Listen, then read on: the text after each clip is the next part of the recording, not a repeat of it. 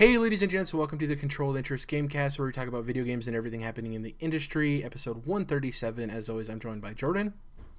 Here it is, the moment you've been waiting for. And back this week, Dom. You know, it really is.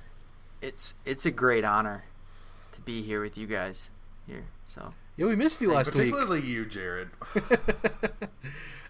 We had a guest last week, Dom. We had Chris over, so he filled in for you nicely. Chrissy Noons.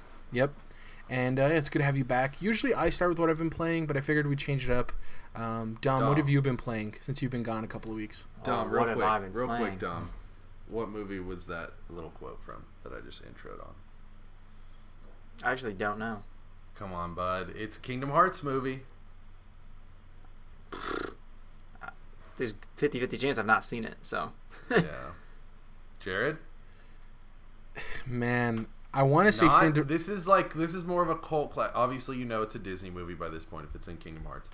But it's more of like a cult classic. It's not like,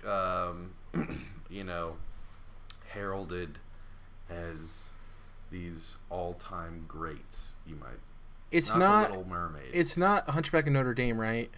Oh, you got it, boy! Oh, wow. Okay. Here it is, the moment you've been waiting for. I like that movie. Yeah, underrated. That's my fucking jam, bro. I used to watch that shit all the time, bro. Esmeralda, Gypsy Princess. I'm about Gargoyles. It wasn't popular because Gargoyles. Thank you. Yeah, it has a lot of cool shit in that movie.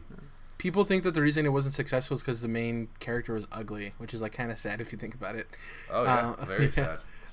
Dom, anyways, what have you been playing since we haven't talked to you?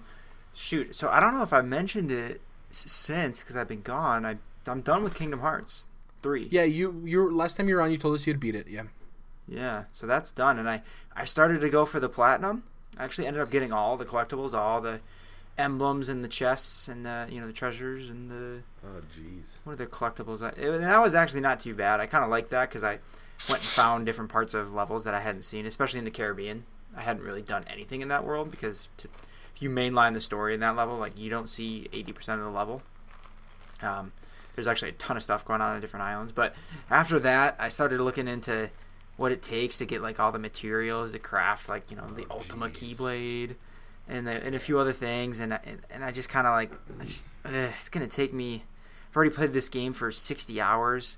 Yeah. A lot of that was pause time, but still, I was like, I played this game so much, and it'd be nice to have this platinum, but I just don't want to do it. Save that energy for Sekiro. You're gonna need that platinum energy for Sekiro. Yeah. Sekiro. So I just decided, no, I'm not doing this platinum anymore. But it's a fun game overall. It gets better at the end. Who's to say you might not come back to it like years down the line or something? You're like, hey, I want a platinum Kingdom Hearts 3. It gives you something later, if you don't want to do it right now. No, definitely not going to do that. No. I'm trying to be I optimistic. can almost certainly tell you that will not happen. That is not what I'd come back to. I have done that, though. I did that for Bloodborne. But anyway, besides the point. So, yeah, I played... Hello, my name is Dr. Bloodborne. Bunch of Kingdom Hearts. My boys Sora and Riku, the whole gang. Your boy. Titan Souls. Played a little bit of that. Souls. On the still fully operating and living and breathing system called the Vita. So, I gotta pause you right here. Yeah? This right here, this is the moment. Talking about the moment you've been waiting for. Jerrad, do you remember when this adorable little hatchling told us that he had never really played indie games before? Oh. That was the day. I think I'll buy a Vita and start playing indie games. Oh, yeah. And Titan Souls is one of those games where when you told us that you really hadn't gotten into indie games, I'm like, fuck, I guess you missed Titan Souls then, because that's totally sounds like something that you would vibe with. So games like this are exactly the reason that I was so excited for you to be introducing yourself via the Vita, to these indie titles, these indie classics, if you will. So this is it. This is the glory moment that I'm basking in the glow at this point. Well, and Hollow Knight was kind of all the rage for a minute, so I wasn't going to miss that. But Sure. this is Titan Souls. We've had the the story and the character arc. Yeah. Exactly. Yeah, right. Exactly. But I think you're right though, Jordan. This is a bit of a defining moment because Titan Souls it was a PS Plus game from I don't even know how long ago. So when I had, I just downloaded it on the Vita and said, you know what? I want to check this out. So like this is an older indie game, and I went back to it. It's special because it's kind of like a swimming in sevens moment almost, where you're like, I've played some indie games, I've had some under my belt. Now I'll try some of the cult classics. The acquired taste. So it's a pretty cool game. I actually really like it. I played for I don't know, less than like 2 or 3 hours. That's how I think far I'm I got almost in. done. Yeah. Yeah, I think I'm almost done with it. There might be another area after this one I'm in, but I don't know. I'll find out. But I really like you just have this one arrow, and you could shoot it, but then that's the only one you got. So you got to recall that one before you can shoot again. And all the bosses technically only take one hit to kill, but some of them have like puzzle elements where you actually have to use the arrow and like, I don't know, for example, like knock off a sheet of armor or like break them away from whatever they're encapsulated in. Trying to be vague, I guess, but like yeah, the so jelly boss. Yeah. Yeah, so it's not. You could think of it as they're all one hit, but some of them require more finesse than that. But gotta get to that ooey gooey center sometimes. Yeah, Then center that Tootsie Pop. That's unnerving. But yeah, it's a pretty cool concept, and it's only bosses so far that I'm played through. So that's all the game is. It's boss rush. Yeah. Yeah, so just some bosses. I don't know. It's really fun. I like the art style. It's really simple. There's not much going on as far as like textures and stuff. But I kind of like that. I don't know. It's just a really cool little game. Actually, cool kind of looks like Hyper Light Drifter, right? Yeah, not as dramatic in its art style, but it's like if Hyper Light Drifter, was only 20% complete with its art. That's what this game looks like, which isn't bad. It's like Hyper Light Drifter on low settings.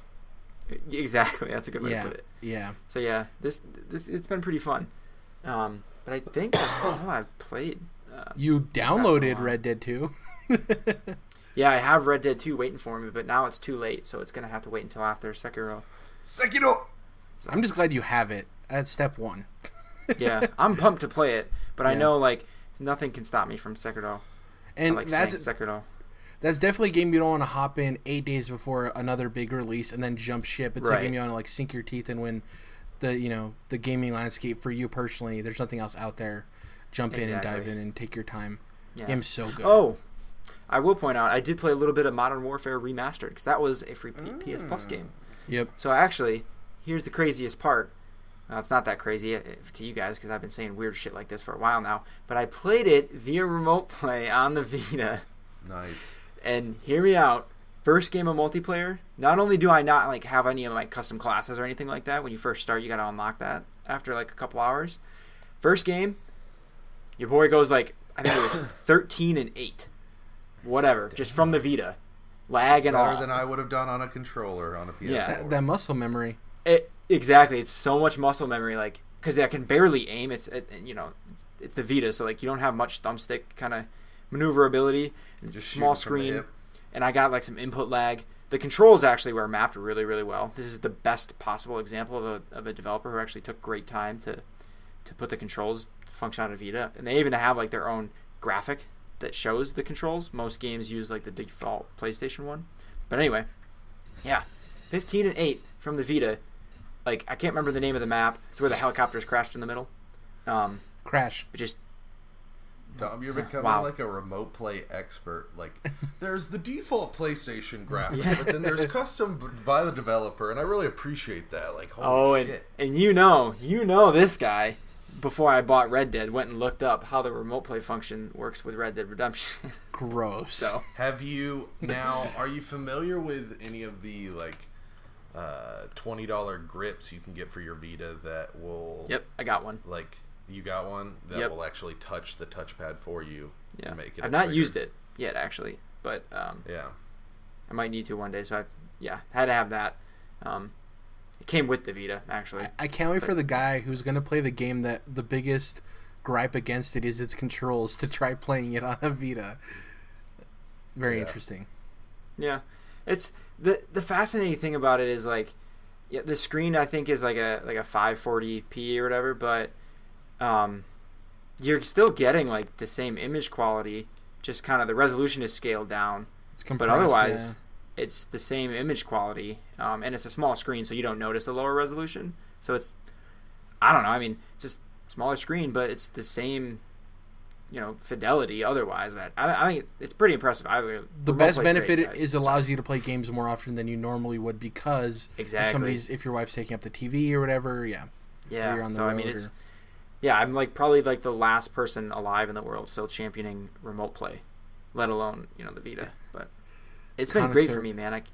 Our remote play indie game connoisseur. Yeah, I mean, I'm out here watching people downloading this remote play iOS app and using these on-screen touch controls. I'm like, come on, guys, let's be classy gentlemen. These are Vitas. Yeah, where's the Vita? That's why, and we'll get to it later in the show during the news. But when they were showing off xCloud for Xbox, and they added the attachment that just puts your phone above your controller, I'm like, that's how I want to use it. That's ideal. I don't want to do touch controls. Yeah. But the problem for right now is, and they kind of overlooked this. I don't know how, but that remote play iOS app for PS4, you cannot use a controller at all because the iPhone doesn't accept the DualShock input or something stupid. So it's they need to figure that out because otherwise it's mostly useless unless you just want to browse the menu. Very few games are playable with that, I would imagine. Yeah, very weird oversight. We'll talk about more oversights probably later, but who knows. That was it for you. Jordan, what have you been playing? You finally get to Kingdom Hearts 3? I hate to disappoint, Jerrad. Not only did I not play Kingdom Hearts, I had another week without a game. Just been doing a lot of stuff. Been staying out a little bit later, I guess you could say, and whoa, it's been partying. Not quite. Put your hands up to playing your song, the butterflies fly away. Oh jeez. No, but I've also been. I'll tell you what I've been watching, Jerrad. I've been binge watching. Now that it's over, the Game Over Greggy show, and yeah, now that it has completed its run, I've decided to rewatch it. Probably one final time all the way through, and a couple hundred episodes, and so yeah, I'll just kind of go at my own pace. Sometimes I get to where I don't necessarily want to play video games, and then I'm also don't even want to mess with anime, and I might watch a movie or something, but there are some times where I just kind of put music on and have podcasts going, and it can be nice to break from always trying to follow storylines, so that's what I've been doing is playing a lot of the old Game Over Greggy episodes. It's crazy. Are you guys familiar with the comedy button? Yeah. Yes. Brian Altano, right? Yeah, Brian Altano, Max Scoville, Ryan Scott, who doesn't really talk, so it doesn't matter. Scott Bromley, and it used to be Anthony Gallegos, but he hasn't been on for the last a year and a half or so. To your point of re-listening to or rewatching the Game Over Greggy show, I've gone through their catalog of Comedy Button podcasts twice in over the course of me knowing about them. Obviously, at one point it was a lot less podcasts, and the later time it was more. But one of them was when I didn't have internet, so it was I had them all downloaded. And the cool thing with podcasts or TV that you've seen before, maybe watching through Friends again, or if you don't have good taste, maybe Seinfeld. It's just a joke. It's just a joke. Is that you're already familiar with a lot of the taste? The guy that doesn't like Breaking Bad. Cough, cough. Sorry, was that cough subtle enough? I never said I didn't like Breaking Bad. Oh, revisionist historian he is. No, I'm not saying I said I liked it either.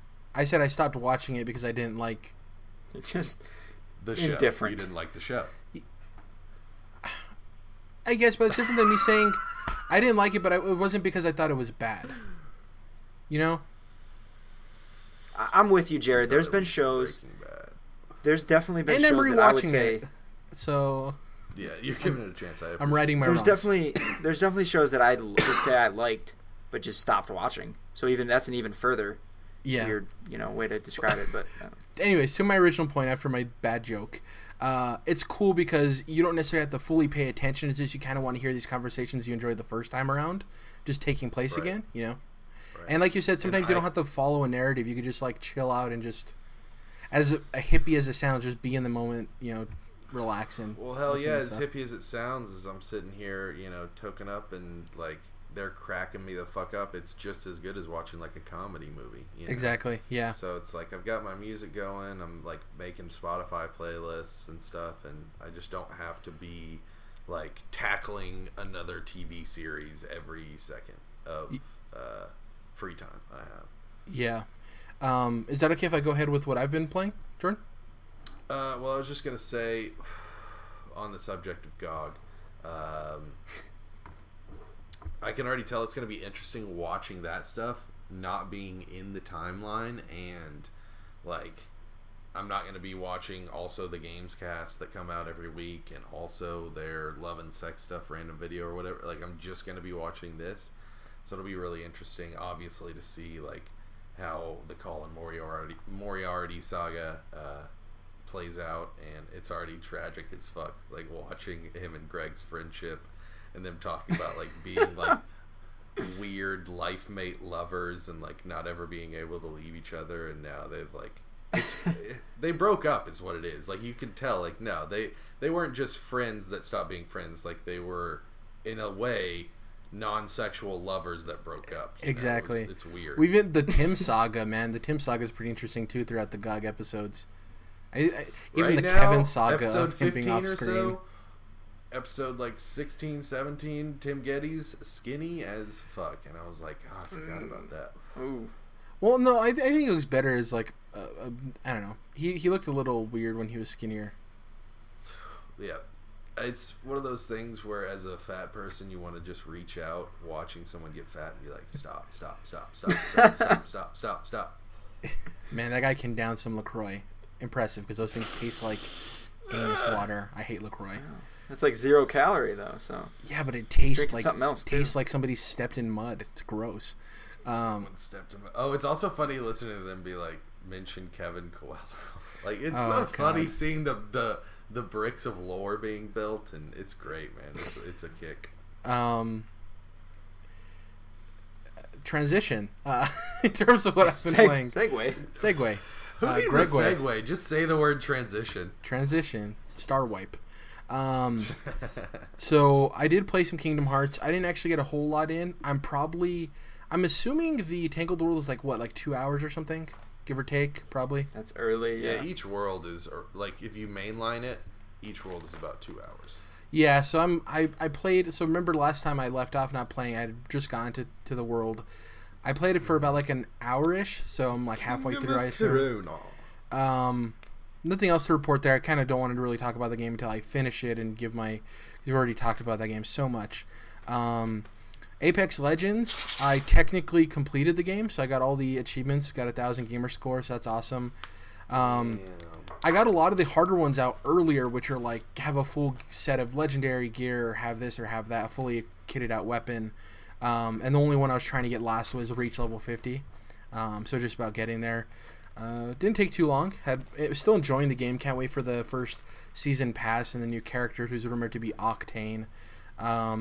Some of the other characters got data mined, and I'm really enjoying the variety of personalities that they're going to be coming out with. All of their names obviously translate to the abilities they have, but I'm excited to see where it goes for the rest of the year. Currently, it's probably near the top, if not my game of the year. Obviously, I haven't played Metro Exodus yet, which I'm excited for. I skipped Devil May Cry, which I'm still interested in playing later in the year if there's a good deal. RE2 I want to get to during Halloween. Ooh, get to it. But yeah, as it sits, Apex is like my game of the year. Really solid, enjoying it. I was just excited that I got all the achievements done. Trials Rising. Last week I talked about how I had entered the phase of like the hard levels, Jordan. And how I went from the easy and medium levels, I can get golds pretty much in my first or second run through. Whereas when the hards, you kind of have to figure out your trail lines and figure out your optimal pathing for the levels. And just getting used to and figuring out like, oh, this is a trick, I need to know this so I don't fault on it the next time, right? Because a lot of the gold medals as you get to the harder levels are tied to lower time but also less faults. I finished the last set of hard levels, it seems like. I just need to get a couple of extra levels, and this is part of the grinding part that I wasn't a huge fan of in this game as opposed to Trials of Evolution. Is there's a little bit of a grindy aspect between the difficulty gaps, and you basically have to go through the levels you've played before and do certain contracts, which isn't too bad. Especially if you're pretty decent at the game, you can get the contracts done pretty quickly. Like, get through this level on the pedal bike in X amount of time, and you get like XP for it, right? So it's not too bad. I should be coming up in the extreme levels. There's always an achievement tied to getting a gold on the extreme level. They're called Inferno. So in Trials Evolution is Inferno 4. This is Inferno 5. The game before that was Inferno 3. They're like the hardest levels in the Trials games. And that is usually a couple of hour affair for me to get to a point where I can, comfortable with it. They're very difficult. Like, if either of you just picked up Trials today, right, and played through it and got to Inferno, I don't know if you guys would be able to beat that map. Fuck no. Absolutely not. Yeah, and I'm not trying to brag or anything, but they're very difficult. But for me, I love it because, it's just I like the challenge. But I'm getting near the end of Trials Rising. Rising. Eating like original Cheetos. Jerrad's on like extra flaming hot right now. Yeah. So once I think for me, because there's so many games coming out, Sekiro and everything, and I want to finish Kingdom Hearts before it comes out. For me, I think my stopping point with Trials will be once I beat Inferno, I'm gonna call it quits on it, and then I might come back to it later. Once the controller heats up enough to start burning my fingertips. Exactly, because it is a game I can come to later in the year when there's a really cool set of user-created levels, right, that they've Red Links themselves have kind of put together and made great playlists for, and then the DLC and stuff. So that's my stopping point on Trials, and I'll keep you informed on a weekly basis. I should have Inferno done by next week, but I don't know how many extreme levels there are. So if there's like 2 sets of extreme level challenges, then I might not be there by next week, but we'll see. That's pretty much it. Nothing of note to watch that I watched or read. Obviously enjoying comics. That's pretty much it. I'm trying to think if there's anything else I might have dabbled with, but Apex, Trials, Kingdom Hearts. I think that's everything. I still have the Devil May Cry demo downloaded, and I want to try it. I just haven't gotten to it either. So that game has me like leaning in, like, what's going on over here, guys? What's this? What's the deal with this weird shit? The thing is, I is, kind of like the look of it, but it's just might be too weird for me. I don't know if I can jump into this right now. I don't know. I don't think it's an either or with what I'm about to say, but Platinum games are very different than From games.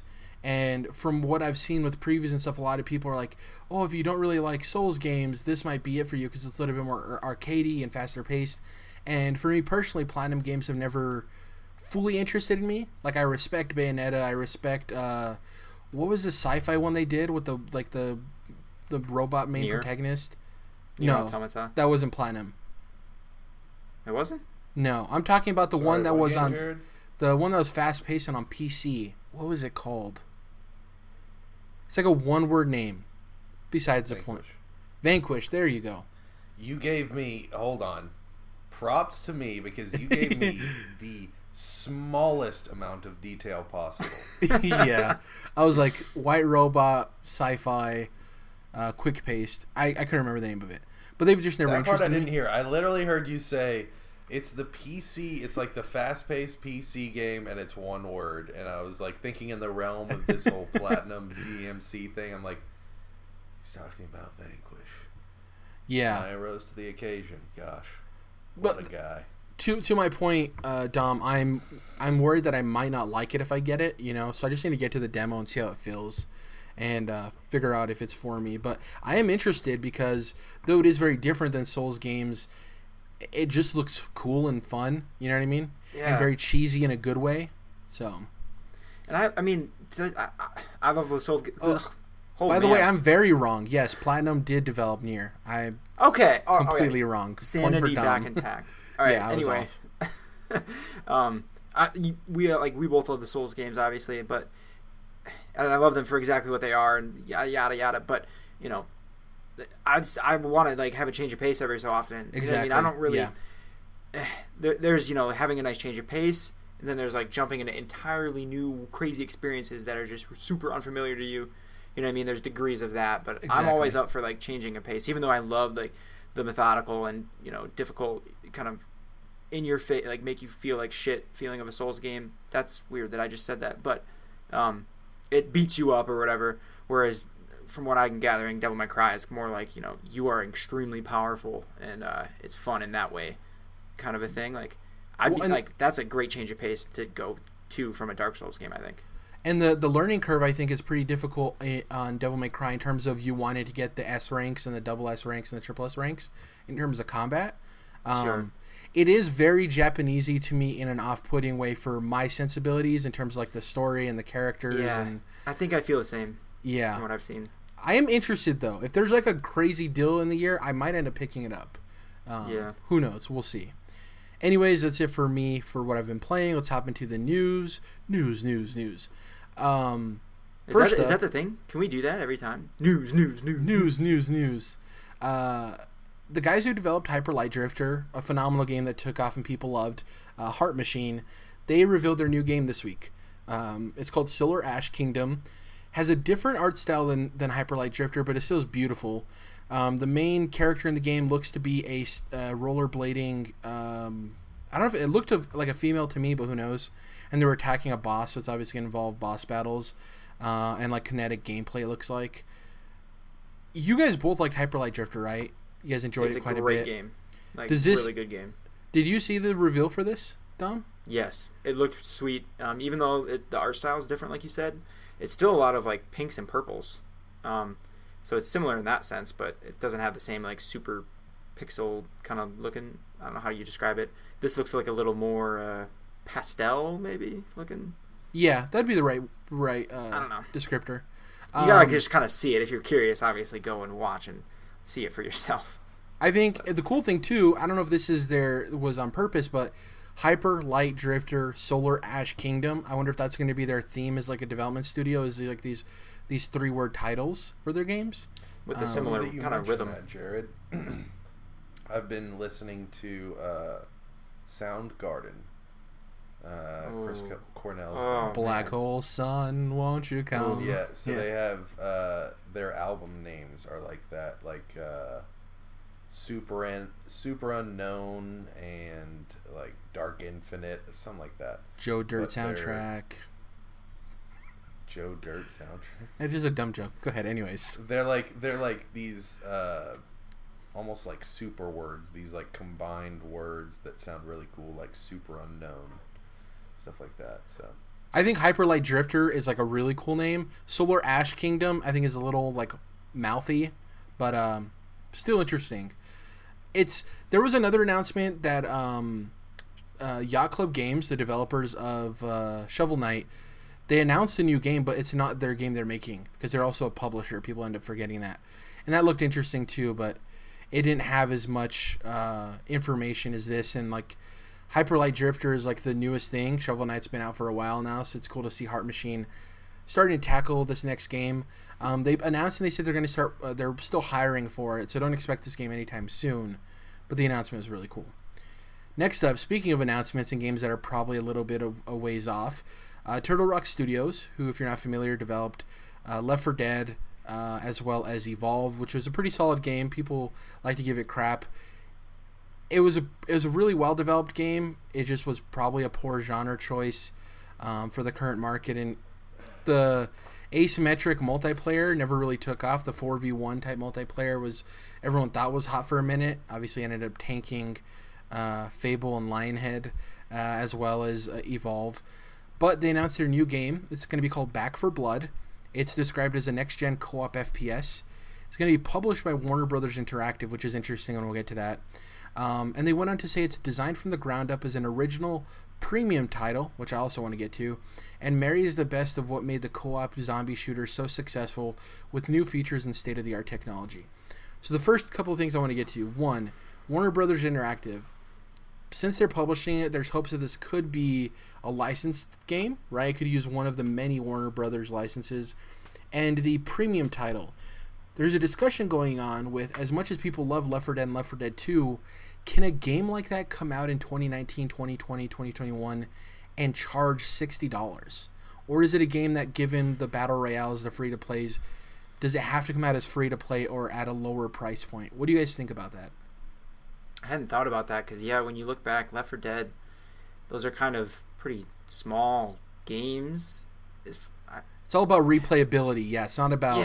Yeah. There's only a couple short campaigns, but it's kind of like, you run through them and you got your buddies or whatever.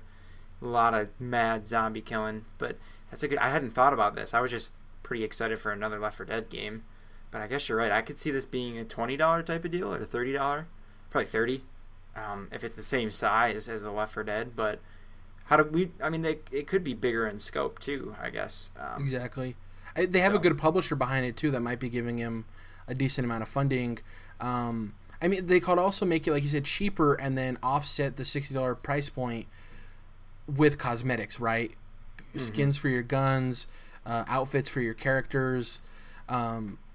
Jordan, in their description, they said, as an original premium title. What does that mean to you, that the fact that they added premium in there? What do you think they want you to know because of that?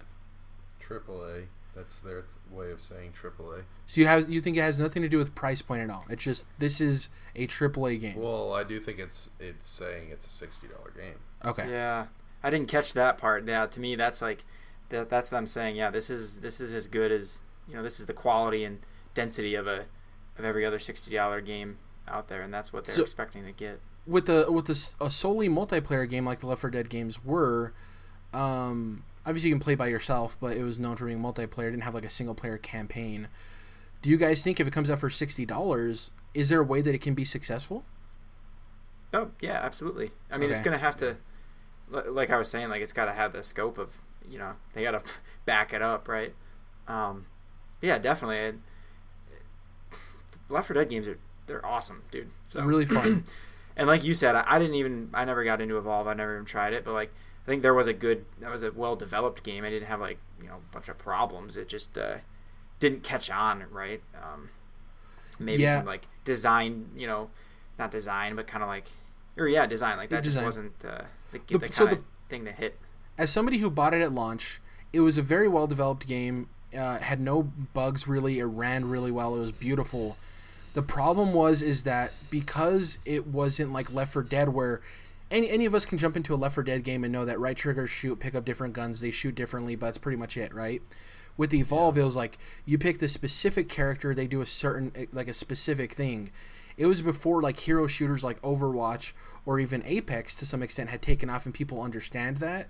So you were getting people in a game and it wasn't really fun because people were just trying to play it like any other shooter. They weren't sticking to their role. Oh, I'm the healer. I need to make sure I heal these people. And it was a game developed that was dependent on you having teamwork. There was no way you could heal yourself. The healer had to heal you. So if you had somebody that was a monster and they were playing a team that wasn't cohesive and cooperative with one another, the monster would just win. So to your point, it was well developed. There was some weird design choices.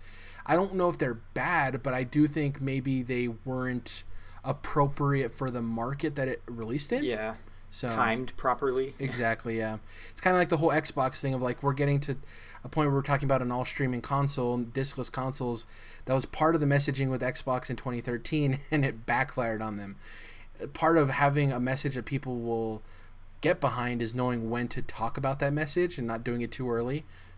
So, I don't know. I do have faith in the studio. I do think Turtle Rock Studios is a good developer. I do think that they have wanted to probably work on Left 4 Dead again, and obviously Valve isn't doing anything with any of their games really. So I think this is a good spiritual successor. I'm just worried. I'm not worried that this game will be at least good. I'm worried about the price point and how the consumers approach it and like, oh, it's a only multiplayer game and it's $60 and I don't know. That's all the stuff that worries me, not necessarily the quality of the game. So we'll see. And to my point about the Warner Brothers Interactive licenses, if this was like an Alien license game, if they were to make a really cool Left 4 Dead style game but with like the Aliens franchise, that would be pretty cool. because there's a lot of lore there, right? And Alien Isolation was a good game. It didn't review like great, but it reviewed well. And with the recent couple of movies for the Alien franchise not doing so well and living up with critical acclaim, it could use another win. So, dude, if anybody needs a win, it's the fucking Xenomorph, because just think about it, guys. The fact that the Xenomorph in 2019 isn't the motherfucking shit. Like, it's probably the coolest sci-fi monster of all time that will ever be created. Like, it's fucked up that we don't have good Xenomorph games. You know, it's fucked up that we don't have, like, cool Colonial Marines games. Like, what the fuck? Imagine playing a game where there's, like, hundreds of, like, baby Xenomorphs, like, running at you. How terrifying that would be. Yeah, like, chestbursters and belugamorphs. There's all cool... Dude, that universe is so fucking cool when they're, actually doing it right and not just, dragging it through the dirt. And does Warner Brothers have a Predator, or is that Legendary or somebody else? I think Fox has both Alien and Predator. Okay, so it's not Warner Brothers then, so I'm completely wrong. Yeah, so never mind on that. What does Warner Brothers own? Obviously, they own DC. They have Mortal Kombat. They have Teenage Mutant Ninja Turtles. I'm trying to think of like a franchise that could work with like this. They have like Harry Potter or something. Yeah, I'm trying to think of any horror franchises. Do they have any? I mean, they do, but I'm thinking of like any popular one. Let me doing some research real quick. Let's see. It's tough to think all like the franchises. So that are connected. They have Meg, so they can do Shark, Left 4 Dead. No, dude, that's the thing is like these concepts get fucked up, but like fuck, what are they called? What's the shark in the Meg? It's a giant shark. The Megalodon. Megalodon, yeah, duh. It's in the fucking name. Can you imagine like how cool Megalodons could be as a concept in a movie or a game if it wasn't stupid bullshit? That's awesome. It's a real thing. It's a whale-sized shark that really existed.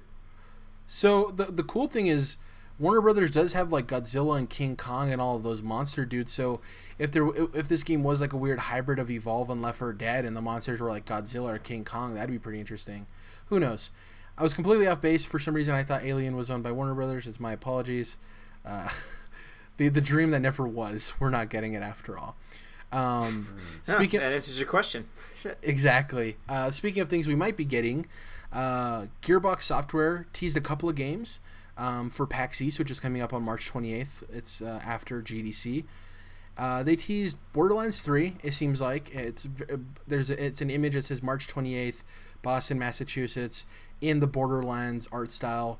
We've been assuming this was going to happen for a while now. There's a conversation of like, is Borderlands 3 a games as service? What is it going to be exactly? Are they going to like remove themselves from Randy Pitchford with everything that's going on there?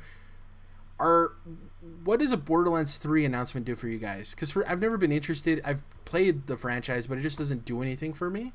I'm wondering if the announcement means anything to you guys, or how you think it'll go over in general if you're not really excited at all. I don't know.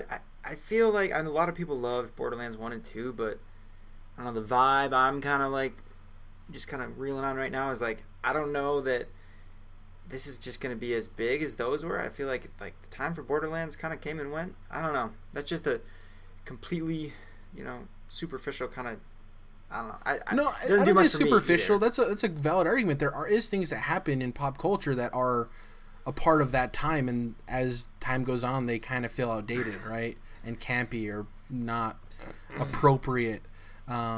Sure. So I guess though, what I'm saying, obviously I've not seen the game yet, so like I think it would have to do a lot of new and cool, crazy stuff, to kind of like be like, oh yeah, this is Borderlands 3 in 2019, right? Like, something to kind of put it, because it's really got to compete ultimately with like Destiny and Anthem, and Probably less so the Division, I think. I mean, I don't know. I don't really know what it competes with, everything, I guess. But just the looting kind of thing. Someone's wearing a Borderlands 2 shirt right now. Dom, what number is that? 2? That's a 2, yeah. So I got this shirt when I was working at GameStop when I graduated high school. Where the fuck have you been, Gearbox? This is Square Enix levels of bad. This is something that could sink a company and might have already done so. We don't know. But the problem is, you wasted time. Speaking of alien games, you just had to get Colonial Marines out there, you know? Battleborn. You had to get Duke Nukem Forever out there. No, I'm not even talking about, like, an actual fucking game. I'm talking about, like, shitting out these projects that they've been limping through for years and years. Like, there's just so many dumbass Gearbox decisions. And then you hear about the controversy, and whether it's true or not, it doesn't surprise me to hear fucked up controversy coming out of a clusterfuck of a situation. So it's very unfortunate. It's funny that we're having this conversation because I had friends over earlier today that were talking about like mentioned my shirt, and then we were just having the conversation about like why the fuck aren't we playing Borderlands 3 already? You know, where the fuck has it been, and how like the pre-sequel definitely doesn't help the brand, and how it's been too long. I mean, one of these buddies that was over here is a dude that still has his 360 plugged in playing Borderlands 2, you know, whenever his buds come over. So it's like,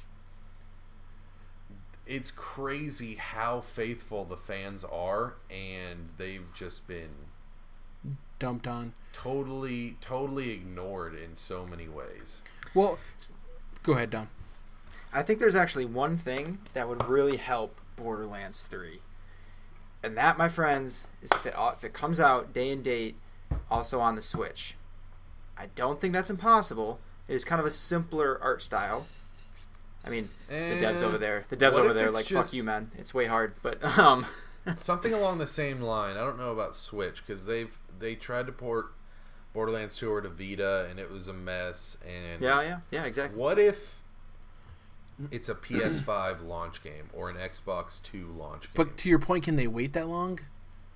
Yeah, they've waited this long, and can they not wait another year? Here's the thing that has me interested in: A, are they worried about how good Borderlands 3 will be? And B, are they in a situation where they need to have a lot of income come in because they are falling behind? True. You do make a good point. Like, we could wait another year. We're going to have good games to play in between now and then, but can Gearbox hold out for that long with all the shit that they've had going on? And who's to say of how confident they are in Borderlands 3? Because the next news story, they teased a second game they're revealing at PAX East. Right.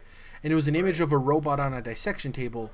And to me, if you're announcing 2 games, it kind of takes the wind away from Borderlands 3. Like, if you're wholly confident in this game, you'd want it to be your showpiece. You don't want people talking about 2 Gearbox games at PAX East. You want them talking about the Gearbox game at PAX East. Now, remember the initial mention of Borderlands, Jerrad? This was probably 2-ish years ago, I think, at PAX South in Texas. And I think in San Antonio, and it's just like a clip of a Borderlands character standing in a Borderlands environment about as early as you could possibly get, and it was them saying, I guess we're going to start working on Borderlands 3 now. We're hiring if anybody wants to help us, apply now. And that was it. Yeah.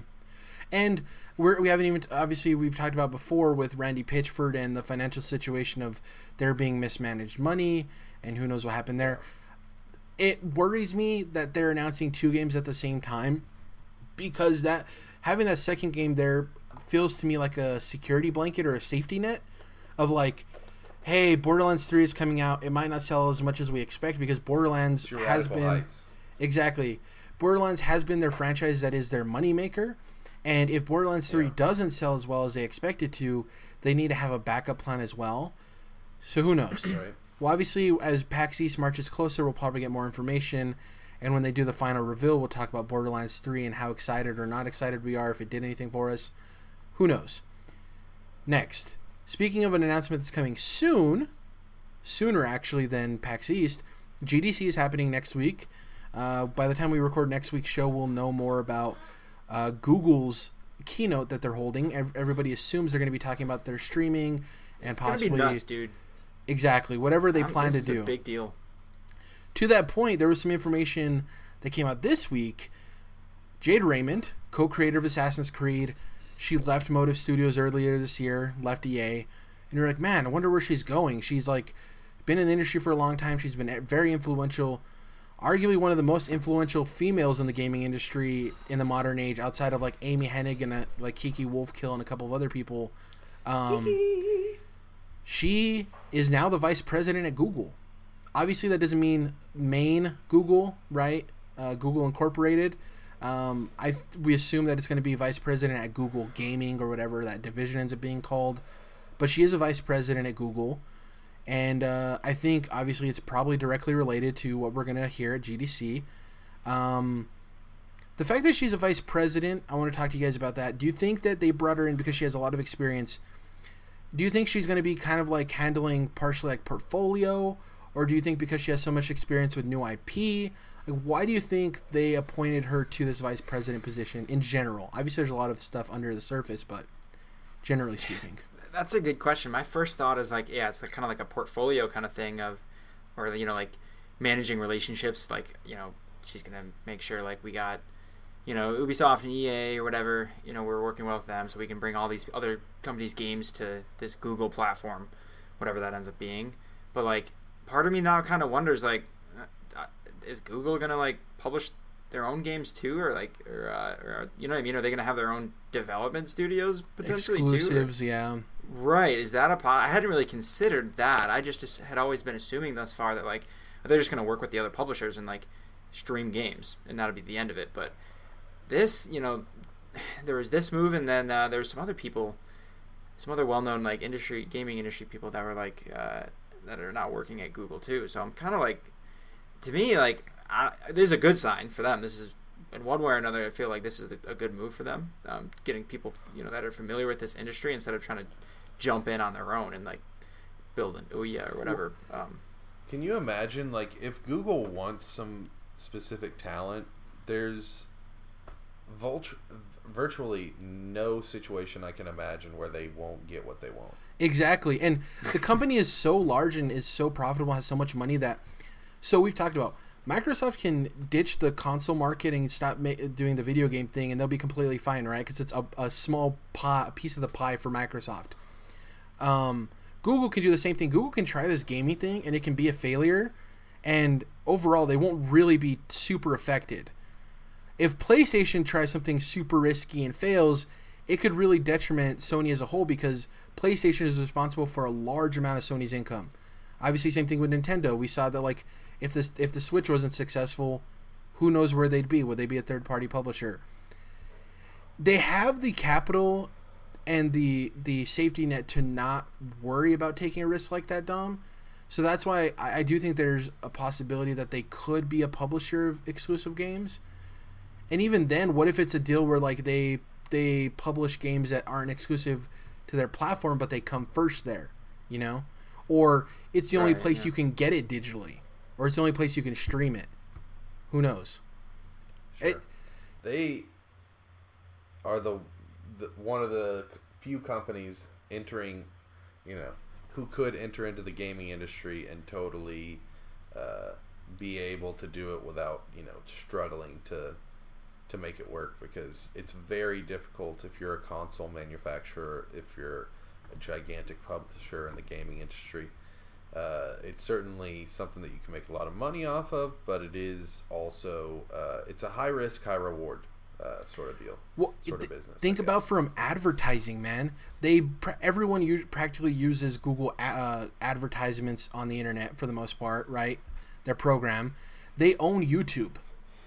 They can have pre-rolls in front of every YouTube video for their stuff. You know? Well, but just think about, everyone's going to be, I mean, yeah, obviously Twitch is a thing, but everyone's going to be putting up gameplay footage, let's say Google had their own console, just for the sake of argument, and people are just putting up gameplay. Obviously, they'll have it integrated. You can just upload it straight to your YouTube channel, your little Let's Play, and there could be a lot of cool integration there with it being a proprietary Google console, if you will. And the other conversation we haven't had is people think it might be a console, it might be a Google Chrome stick. What if their software that they use for this is just Chrome? I mean, we played on Chrome, Dom. Like, who's to say that they're not even worrying about a console or worrying about some kind of actual piece of hardware? I think the Chrome stick has to be there just because, Chrome is still the answer, but it's Chrome running on the stick, right? That's your entry into people's TVs, right? Because your Chrome tabs currently are only on your laptops and your phones. So the Chrome stick is for your TV. But that to me, that's Chromecast is their specific thing, right? Yeah. What if from now on it's not even like, oh, we're doing a gaming console? It's just the new Chromecast 4.0 or whatever the fuck it is. Yeah, that's what I picture. A gaming streaming machine. Yeah. Like, I'm betting more towards there not being any new piece of hardware, that it'll be something that they have that they evolve, like you said, with the Chromecast. It's going to be interesting, man. By this time next week, we'll know what they did at the keynote. So keep your fingers crossed. It's very interesting. Who knows what it's going to be. We recently had, as of this week, the Inside Xbox for the month of March. This is obviously their monthly show where sometimes it's just updates to ongoing games like Sea of Thieves and State of Decay. Other times it's, exclusive interviews or information about upcoming third-party titles coming out on Xbox or first-party titles. And then also sometimes they have hardware announcements or other things they want to talk about with Game Pass or anything else going on the family of consoles, as they call them. We had two pretty big things happen for Inside Xbox. One, Halo Master Chief Collection is finally coming to PC, which is huge. People have been wanting Halo on PC forever. And they also announced that Halo Reach is getting added to the Master Chief Collection. The multiplayer will be free, so anybody who owns it, you're getting that as a free download or edition for you on Xbox. And anybody who wants to play the single player, it's paid DLC. Now, in terms of the PC games, Reach is also going to be the first of the Halo games coming to PC. They're going to be releasing them as they become available and finished for PC. They're not all done currently. But yeah, it's going to be really cool to see people playing. I think this is huge. There's a story we didn't talk about Ninja being paid to play Apex Legends. I wouldn't be surprised if he gets the same, and other influencers get the same kind of deal when Reach comes to PC, to give a whole new generation of kids the idea of playing Halo, and that kind of teases them up for Infinite, which we'll get into a little later. It's our topic of the show. What do you guys think about Master Chief Collection coming to PC? Obviously, it's been a while, and it should have happened sooner, but the fact that it's finally happening, and Jordan, to your point when we were talking about this before the show, now all of the Halo games are in one collection. That's pretty awesome. Yep, every Halo game, just like we got with Kingdom Hearts over on PlayStation, now on the Microsoft platforms. You can play through their most legendary franchise, if you will. And I really like that. I think it was cool when they put out, I guess ODST was like a free thing, kind of an apology for issues with the Master Chief Collection. Yeah, it didn't launch in a very good state, and they've actually the launch of the game was terrible, and they don't get any passes for that, but they've been committed to fixing it. And also, it wasn't an easy task, right? There's a lot of games trying to get them all to work, have working multiplayer. We've seen that Nintendo for the longest time couldn't get a single release of one single game doing it right. I'm not giving a full pass, obviously, but they have worked very hard to get it in a place where people are happy with it. And, sometimes people don't stay committed to that. And they could just be like, oh, whatever, deal with it, you already bought it. So, I do want to give them props there that they worked on fixing it. They just did the 4K patch, right? Yeah. Which is also huge. Which probably coincides with PC, right? The entire Halo okay, I know you're not fucking ape shit over Halo, Jerrad, but for me, having the entire Kingdom Hearts series at 4K 60 on PS4 with the various collections, and I love that. I can just imagine that as an Xbox fan, having that whole package available to you is really cool. Man, just being able to load it up and have all of them. I'm acting like some far off dream. Having them all at your fingertips and being able to decide what you want to play, it's just really cool. And we don't really talk about it too much, but like the preservation of games, this is a way to bring them forward and make sure they stay the same way they are. Obviously, with the remake of Halo Combat Evolved, you can switch back and forth between the old and the new, so you still get to feel what it was like when it originally released. So, really awesome. Is there anything you want to add, Dom, to this, or? No, this is cool. The 4K patch. No, I just gotta be the Debbie Downer of the group. You're right, it is huge. In fact, it's huge in terms of gigabytes as well, and it can't fit on my damn Xbox, and it keeps on trying to update the game, and it's driving me nuts. Like Jordan singing in the background as they're talking, it's like fitting. It's such a dumb problem, but it's like a problem I actually have right now. Yeah. I need to figure out if I can just say no to it permanently, because it's killing me. Obviously, I don't want that patch. I don't need it. I only have like the 1S, so I can't use it. Yeah, exactly. So now I'm gonna have the same thing. It's because I want to like patch in the Reach multiplayer, and I'm not gonna be able to fit that either. God. Hey man, it's just shout a silly out to thing. old Marty and those Halo soundtracks. Am I right? Yeah, I love that. This is cool though. This is like, it's about time. I mean, obviously these things take a while, and it kind of made me feel for them when part of the release was like, yeah, this is both of these things, adding Reach to MCC and then having the MCC on PC. Like they said that these have been long requested items, and so in the meantime, like everyone else is just bitching and bitching and bitching. Like, where is it? Where is it? Where is it? Why don't we have this? Why isn't this on PC? You have every other game on PC. Let's first party. Like, what the hell, Microsoft? And it's like, yeah, for years in the background they've been working on it. So like, it's kind of like I can feel the relief from their side of like, finally this dev team can be like, yeah, we heard you. We've been doing it. You know, what I mean? And that must have been frustrating to have to wait so long to announce it. And they also understand the expectations of this type of announcement and what players expect, and they probably also assume that there's going to be a large player base when these things launch. Like the PC audience have been waiting so long, and I know with Halo 5 the series isn't at its apex anymore, and maybe it'll return there with Infinite, which we'll talk about a little later, but people still love Halo, as a series. People still want to go back and play Halo 2, Halo 3, and yeah, I'm glad it's finally happening. Awesome games, dude. Yeah. Oh, the other thing, just like I don't know if you just must have like mentioned with the it. Alien franchise, I think that it's one of those sci-fi series where obviously there's been good games coming out, at least solid games coming out forever, but it's like with the random TV series and there's animated stuff and all that. It's like I really want to see cool Halo sci-fi shit, movies, games, etc. So just as with Alien, it's like, damn, let's get this on the right track. Let's not have any more Master Chief Collection issues and canceled TV series. Let's get Infinite out there, and like hopefully Halo's in a better spot moving into this next generation. Yeah. Dom? Guardians people were kind of annoyed with, so yeah.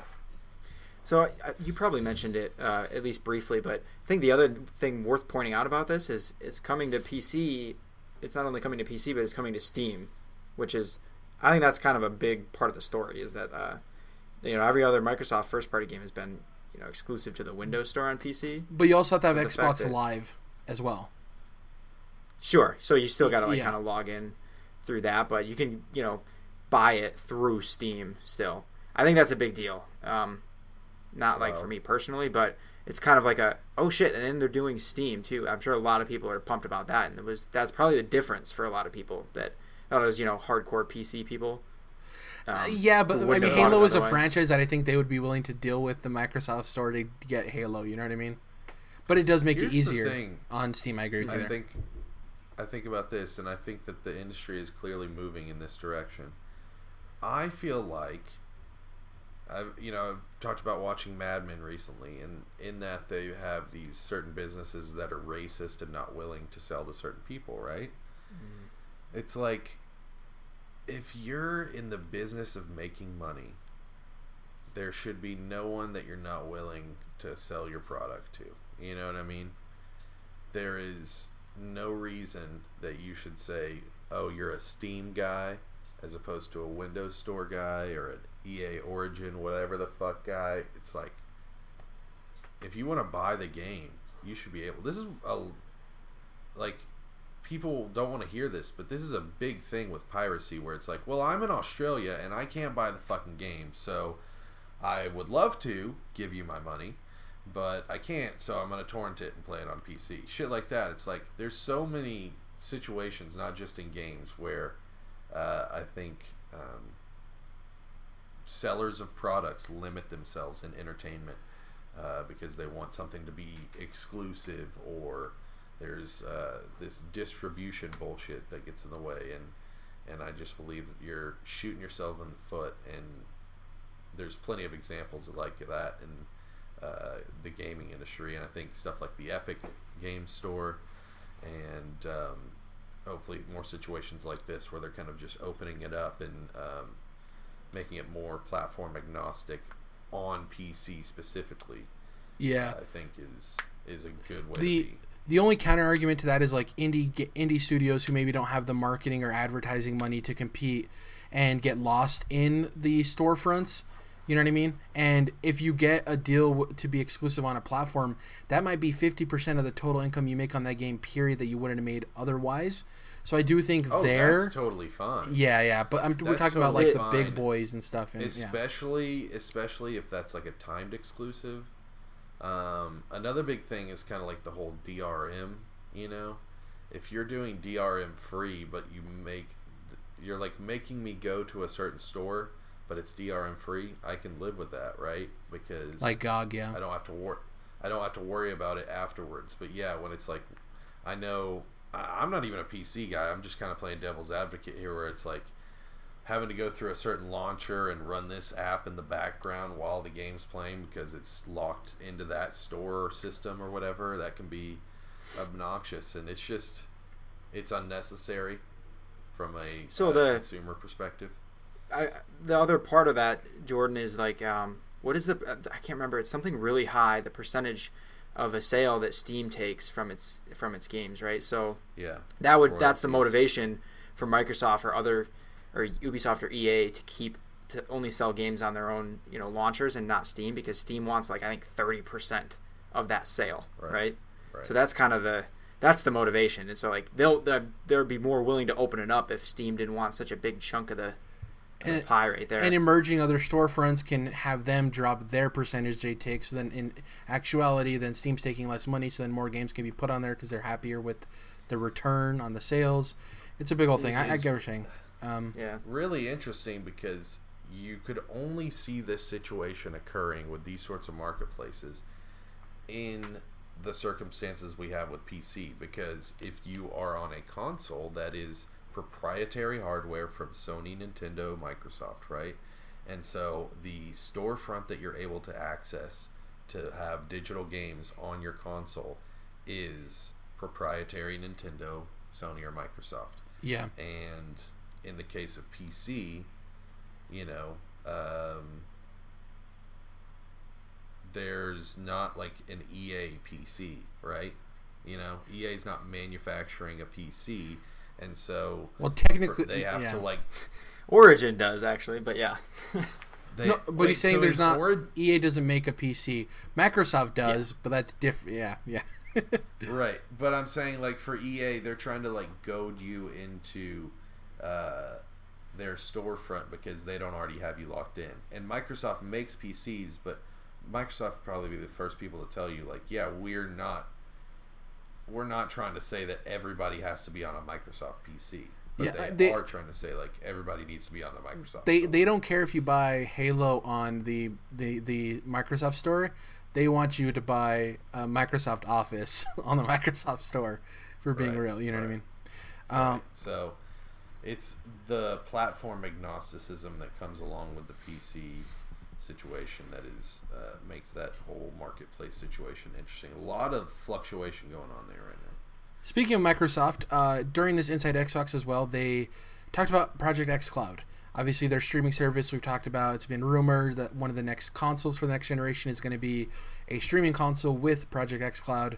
It's powered by the Azure cloud servers. The demo was really cool. So they showed somebody playing. It was an Xbox One controller with an attachment with a phone on top, and they were playing Forza Horizon 4. The frame rate looked great. The game played well. It was super crisp.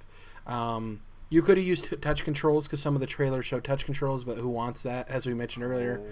Oh my goodness gracious. And because it's an option, right? You can either put your controller or you can use touch controls, whatever you want, if you want that for some reason.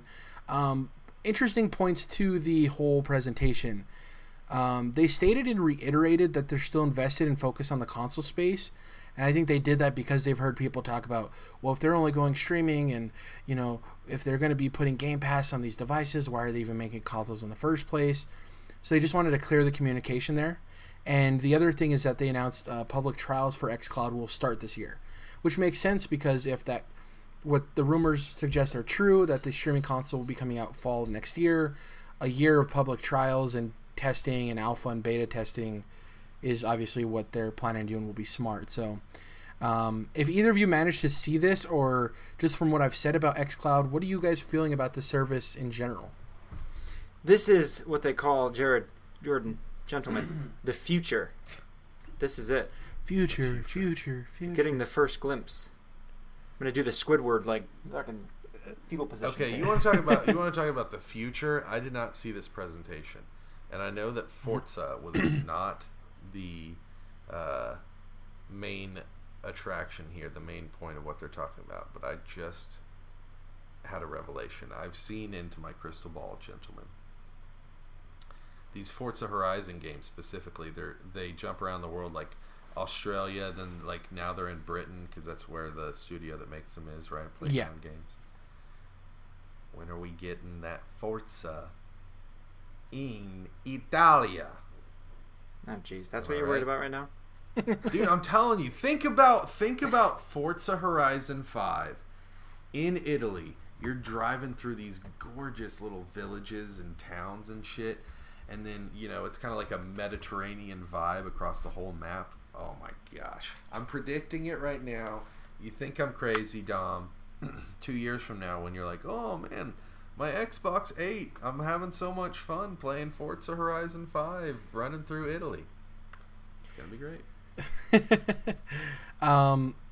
Yeah, I'm very interested to see how the public trials go. You know, we use the Google streaming service, Dom, so we had first-hand account of like how good it worked. And I kind of want to see that with Microsoft. The presentation, the demo was great, but I just want to get my hands on it myself and see how it works. I also want to know if the adapter thing that they used to put on the top of the controller and put their phone in, I would almost guarantee that they're probably going to have a branded one for themselves, right, that they sell. Yeah, was probably. that not... Did you not see a big old logo on there? I didn't see it, so I don't know if it was third party or their own, but they didn't make a point of it either. They sell that kind of shit at like Walgreens and shit, so I mean, they'll be yeah, around. but I want an Xbox One. I want to be that guy. You know, I don't want to dinky. If it's gonna cost $40 instead of here's what it's gonna happen. But it'll last more than a week. Custom ones made by Italian car companies. Jesus. When they do the Forza game in Italy. I don't know why this is so far fetched, guys. I think it's gonna be great. I really do. I'm sure it will be. This sounds like a great game. Like, yeah, like Forza Horizon Italy, like all good. Ferrari, sure, let's go. But we're talking about streaming. Would you do that? Would you do that? That is an like interesting. Wear like a Ferrari Lamborghini skin on your controller adapter into your phone while you're playing Forza Horizon 5. Oh, I'm and relating it it comes to the with a fucking glove. conversation at least. Yeah, it comes with like a Ferrari glove, like a driving glove. That's what too. I'm saying. That's what I'm saying. It's kind of like your Wii wheel back in the day with Mario Kart Wii, except now it's got like a Lamborghini logo on there because you're actually driving through the streets of Italia. I want Forza to eat the cruise lunch, and I want like Forza cruising USA. You know, that'd be dope. I want Forza to go back to the homeland is what I'm trying to get at here. I want Forza to come back to my homeland is what I want. Let me end this with this, Jerrad. I mean, like 10 years ago, maybe even less than that, if you had asked me or nearly anybody who didn't live in like Silicon Valley or something, if you'd have asked like, oh, you know, like, would you ever want to like stream movies and TV shows instead of buying DVDs? or VHSs, or not VHSs, 10 years isn't that long, but, would you ever want to just stream them and even just pay for a subscription instead of buying them individually? Like, what do you think of that? Like, people be like, no, that's not even possible, and it would look like crap, and why would I ever want to do that? That's ridiculous. That's what I can tell you. That's what I said when that stuff was first coming out. I thought, this is never going to work. It's never going to look good. I'm never going to want to do that. I like my DVDs, and now I don't ever buy hardly even Blu-rays or DVDs.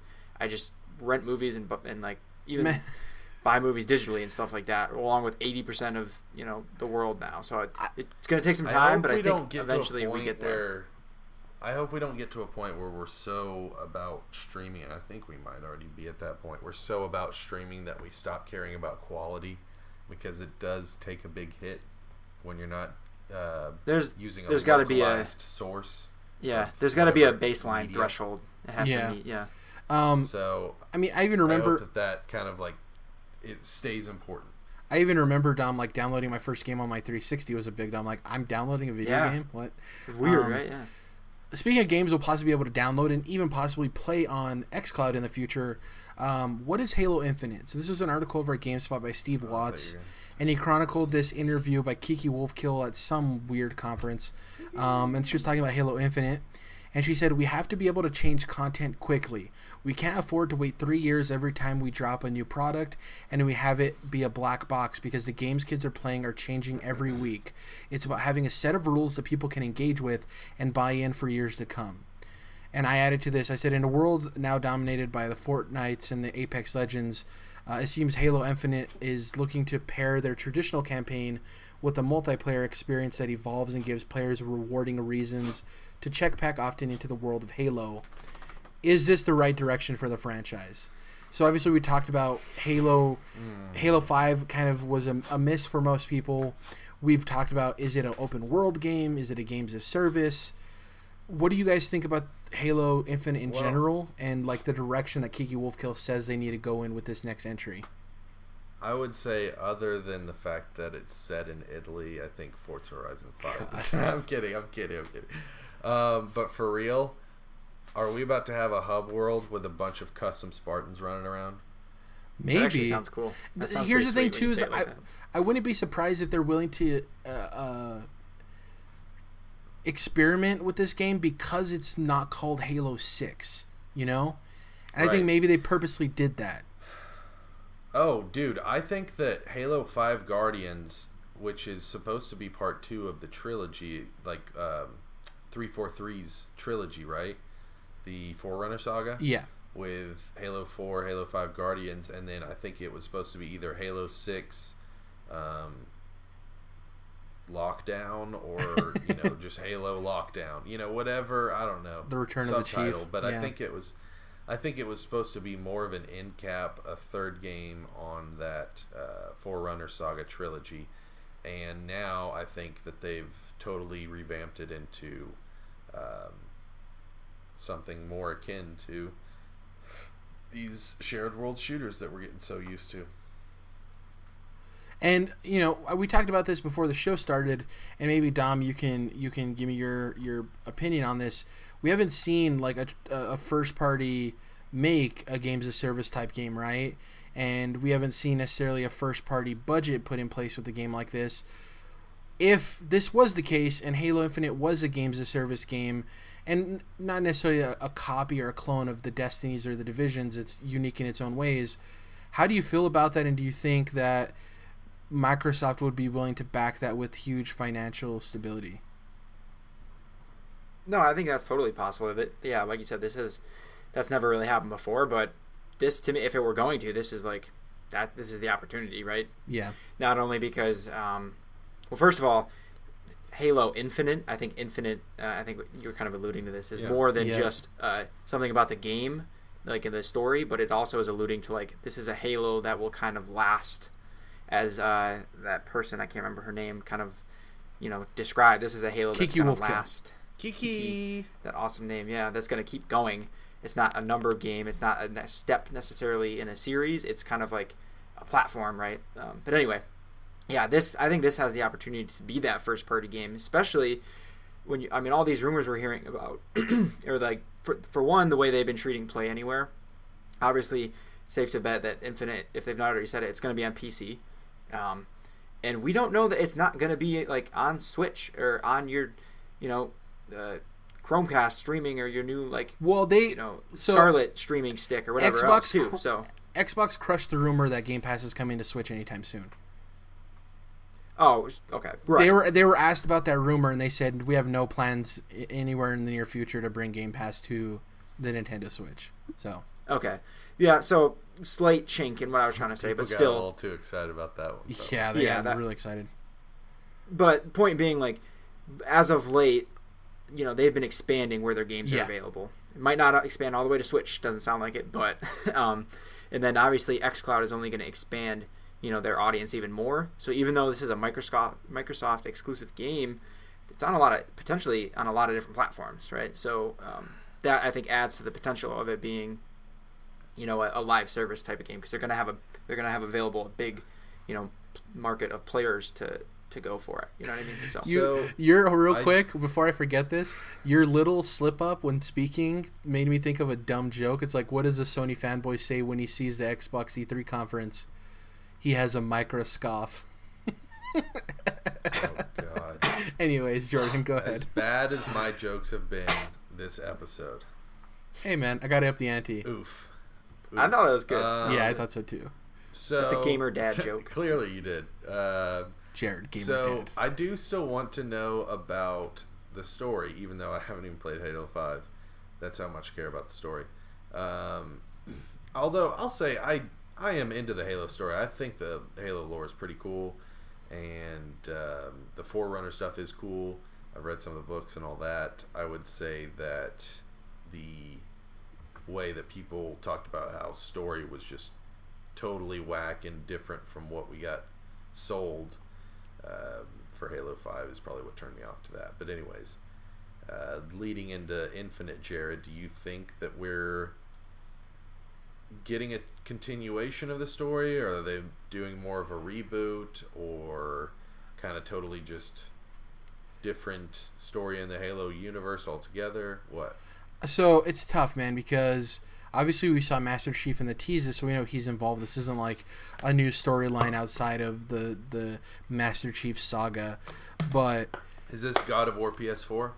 Maybe. I mean, I do think that there's a high chance that we won't ever see anything again having to do with the Forerunner storyline, right? The traditional Halo 6 we would have got. They should probably finish that, right? Well, I'm saying maybe. Just from a fan perspective? Yeah, but maybe that's it a comic. Maybe that's something where they do. Jesus Christ! They do it in a different medium, or maybe they finish the story, but in Halo Wars 3. Maybe it isn't. Make it a comic so that Dom specifically can say, "Yeah, I'm not going to read that." Oh shit! Have you read The Fall of Reach, Dom? What do you think? Awesome fucking book. Not just an awesome Halo book. He doesn't like cartoons, and he doesn't like words on a page. Oh, jeez. Or pictures on a page, See I guess, my nose too. in the air? Yeah. See my nose in the air? Yeah, I maybe they'll return to it with the next game, but I don't think we're getting any Forerunner stuff in this game. I think this will be a separate story, maybe between two other games, maybe just on their own. I think the whole point with Infinite and it being an open map, it may be like a weird narrative decision to like chop up in between stories between the other games, so it's like a non-linear narrative or something like that. I don't know. Yeah. I do think we're gonna have we're gonna have a traditional campaign. The Forerunners are cool. Yeah, I agree. We're gonna have a traditional campaign, and I think whatever the games as service part is, I do think there will be a co-op like storyline there, but I don't think that will be the main campaign. It's gonna be interesting. They already confirmed it's gonna be at E3 this year. We know Gears 5 is coming out this year, so it's obviously not coming out this year. But I do think this and the next Forza game will be the showpieces for the next Xbox. So I do think we'll see some pretty impressive stuff, and maybe we'll find out more about what the actual game is. For Halo, this could be beneficial because maybe not even doing like Grimoire cards, but just like really diving into the types of missions that you find in a shared world shooter. The lore of Halo is kind of already set up for that, right? I mean, that's kind of what Bungie did for Destiny, was copy a lot of that stuff, it seems like. Yeah. they've established the world so much, and there's so much there that it's a franchise that's been around for a while. And that's another thing with games as a service. Every games as a service game we've seen come out has been establishing lore for a new franchise. Obviously, Division 2 and Destiny 2 followed up on the initial games, but they were all original IP games as service games. This will also be the first AAA games as service game that is in a world that's already existed for X amount of years. Like, they already have all that stuff. They don't need to create necessarily too many things that are new in the lore. They just use the stuff that they've built up over the last 18 plus years. You know what I mean? Man, right. So they've got a treasure vault of stuff that they can have you do side missions and learn about, exactly stuff like that. What else I hadn't thought of until just now is if there was anything that was going to get people on Game Pass and keep them on Game Pass, I assume they don't. I assume they don't have much of a problem with retention on Game Pass subscribers. I would bet that very few people, start it and don't keep doing it. Yeah. But this would definitely keep them subscribed. If as a games as a service type thing, like, you just pay this Game Pass subscription and you get probably all the mainline DLC, probably still some cosmetic stuff you can buy separately, but this would be huge for Game Pass, which they're all about, and it appears to be doing them like wonders. So that's the other part of Jerrad, this game being a service type game. What I was going to say is, speaking of another thing that Halo might be able to add to the games of service, is outside of the Ghosts in Destiny, we haven't had a games of service type game with like vehicular combat. With the warthogs and the mongoose and the tanks and everything. Like, we haven't had that in a games of service game. Good point. Very interesting. Destiny, the things are sparrows, right? Sparrows. Ghosts are the little guys. The not Nathan the same. Fillions. Yeah. Dude, I swear to God, I saw something. I don't know if it was another game or what, but I saw something where it was total plagiarism on the ghosts from Destiny. It was like almost exactly the same shape. Little robot looking things. I was like, what in the fuck? How do you get away with that? Jerrad, I was gonna ask, do you think that, like, what's the percentage chance in your mind that this is like a Resident Evil 7 deal where we get a perspective change to third person? I don't think that'll happen. I want it. I want it. Yeah, but man, third person isn't Halo. Who knows? Man, it could be new Halo. The internet would shred that game. Here's the thing. This is new Halo. If you're talking about campaign, I would say maybe a 5% chance. The multiplayer aspect, 5%. Whoa, 5% chance is very, multiplayer, very, very low. Multiplayer negative 500. Negative 500. Okay, what if I pose the question saying that it is a swappable viewpoint between first and third? In the hub world. In the hub world, that could be a thing, because if you're in a place with other players, you kind of want to see your own armor and stuff too. Yeah, but during I'm saying, what if the gameplay you can click the stick or hit a directional pad button and you change perspective? I don't think so, because even Bungie's talked about a lot of their technology is built around. I don't know if you've seen it with game dev. When you're in first person perspective, you can do this programming trick where it only loads the things in your cone of vision and everything behind you is unloaded. Sure. So I don't know if they want to upend that, especially with the new engine. You can do that in third-person games too. Just whatever the camera is looking at is loaded. Yeah, but it's a bigger though, because your cone is much larger. Sure. I don't think that's possible. I know you'd enjoy that, but I just think that's for me. Somebody, I have an attachment to Halo. I don't think that's Halo. Dude, it's just that Spartans look so cool. I agree. And I would like to be able to see my Spartan when I'm using him in... Here's the thing. I just feel like at this point, because Reach and ODST are both first-person shooters, right? So I just feel like we should have had a third-person Halo, not necessarily a mainline game. I just feel like at this point, like, how come we haven't had a third-person Halo game? You do, man. It feels like it's called Halo Wars. Well, no, I'm talking about a shooter, Dom. It feels like they're very keen on keeping Gears, the third-person shooter in their franchise, stable, and Halo, the first-person shooter franchise. Yeah, the thing with Resident Evil 2 is, like, the games aren't necessarily tied directly to one another with every sequel, so there is room for experimentation. I mean, Resident Evil 7 is, spoilers if you haven't played it, the only thing that ties it to the original Resident Evil in terms of narrative is Chris at the end. You know, Yeah. nothing else in that game. There's a lot more experimentation with all the different spin-offs in Resident Evil, so I get what you're saying there. Yeah. It's certainly more less surprising that they did it there than if they had done it with Halo, but I just think it'd be cool to see it. To Dom's point, I could see it in the hub location, but yeah, during actual gameplay, no. Man, I was thinking about, like, imagine if you rank so highly or do so well, your armor gets retired and there's like this museum of Spartans and like you can walk in there and see people's like armor. That'd be pretty dope. That'd be really cool.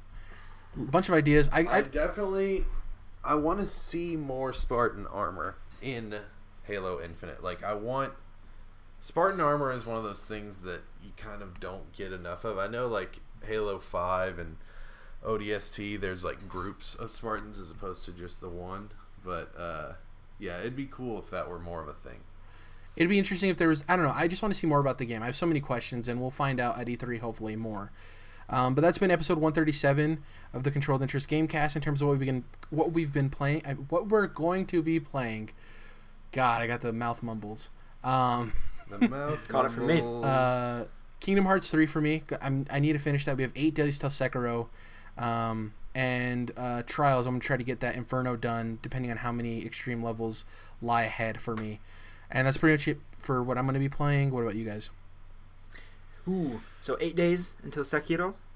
And until then, I got a little bit of a surprise. I actually grabbed a little gem I've never played before called Shadow of the Colossus. Oh. So I'm going to see if I can squeeze that in.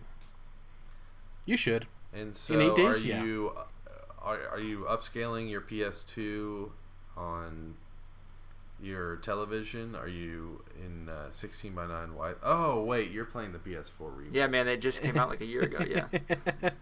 You didn't specify. I had no idea. Yeah, that's fair. Fair question. That's a game that probably wouldn't look too much worse on a Vita either with the remote play. I'll let you know. Of course you. Anything else? Just Shadow before Sekiro? Yeah, that'll be it. Jordan? Sekiro! I am starting to get excited for this game. Hopefully it meets our expectations.